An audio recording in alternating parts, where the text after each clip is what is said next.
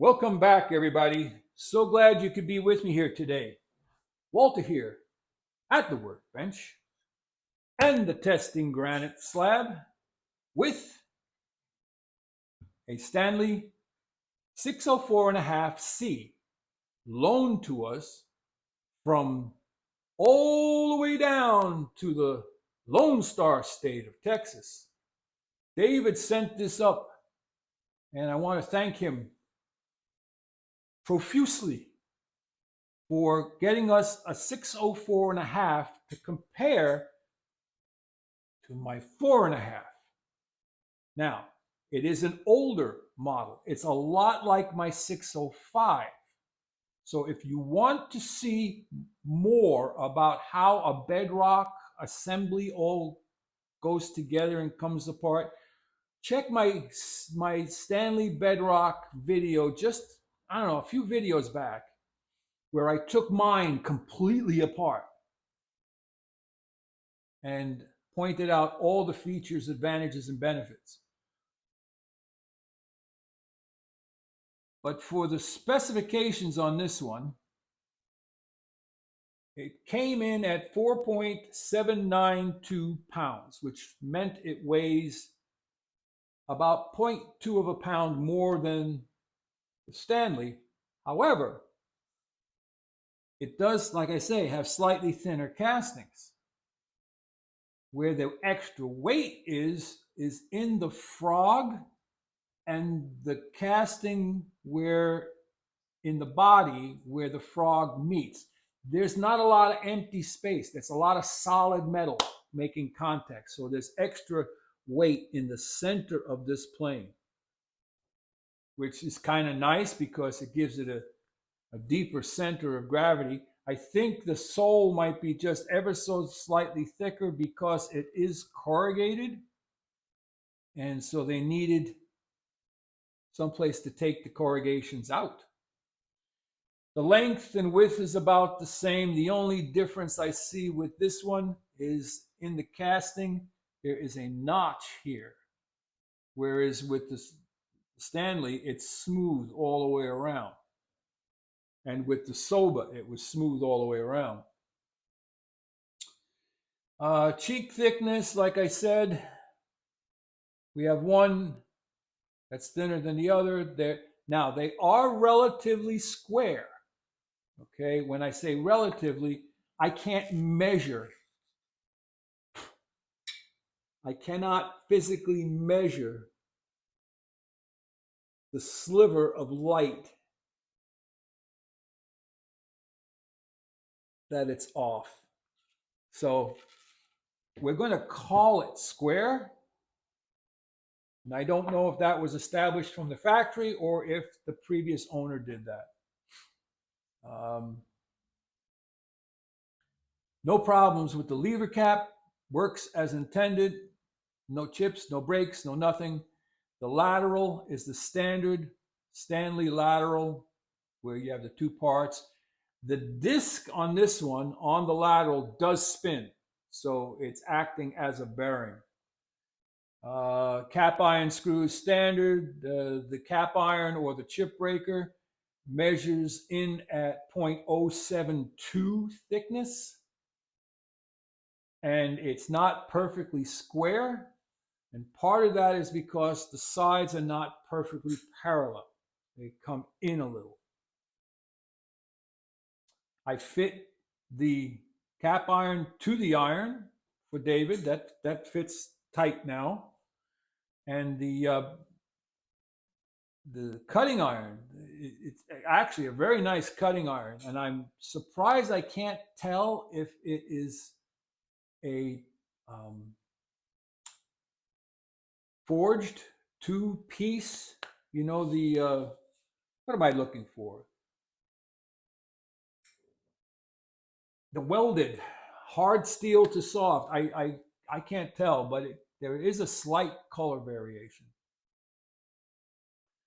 The cutting iron is very nice, and it's not super flat, but it's darn close.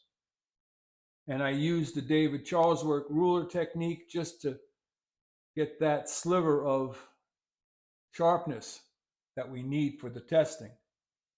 So the lateral is fine. Knob and tote or rosewood, they're the standard Stanley. They feel fine in the hand. The only difference I see is the way they're mounted. It's not in a raised ring, but they're fine. And as far as condition, they're used. It's got its typical battle scars. The yoke, I checked and compared the yoke from the Bedrock to my standard, and there are subtle differences. I would say the newer one has slight improvements to it, but they both function perfectly well. And then lastly, the adjuster knob is the standard 1¼ inch. Now, I have not yet established where the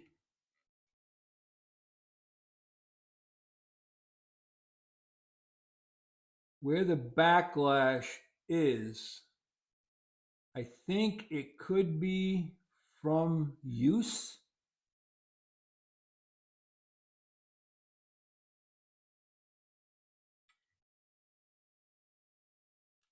It could be wear on the brass from use, but it's 1¼ turn as opposed to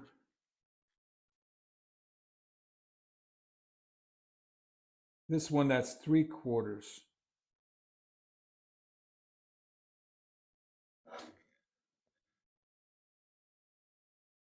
So it could be from wear, but they look, without getting in there with micrometers, they look the same.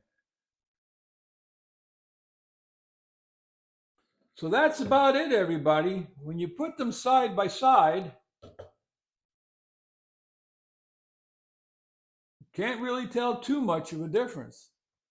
And the biggest benefit,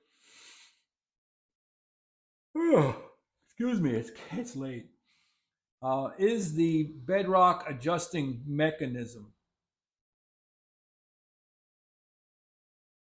which allows you to move that frog forward and back with the blade set and cap iron and lever cap all in place, as opposed to taking it all apart.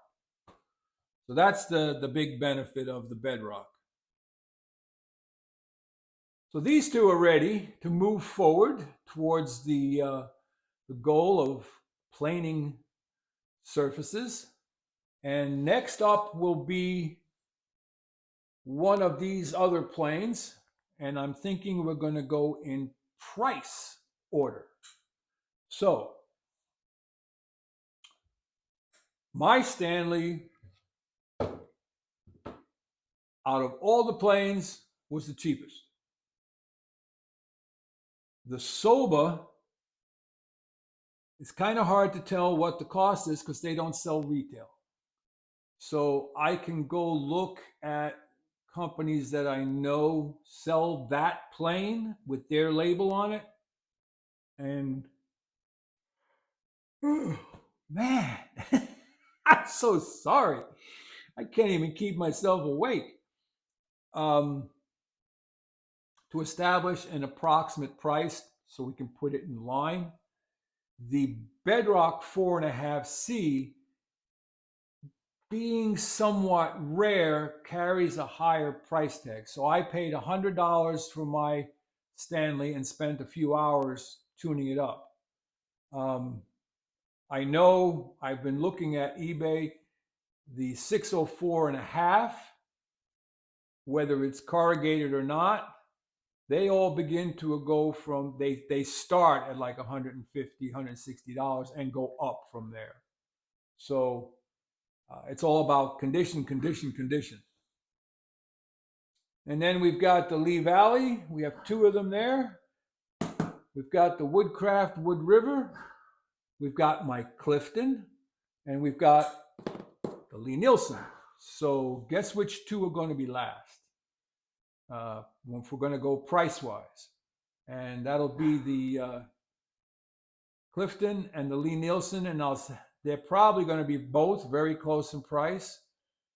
Here in the United States, the Clifton may cost more because of import. Overseas in the UK, the Lee Nielsen will cost more than the Clifton.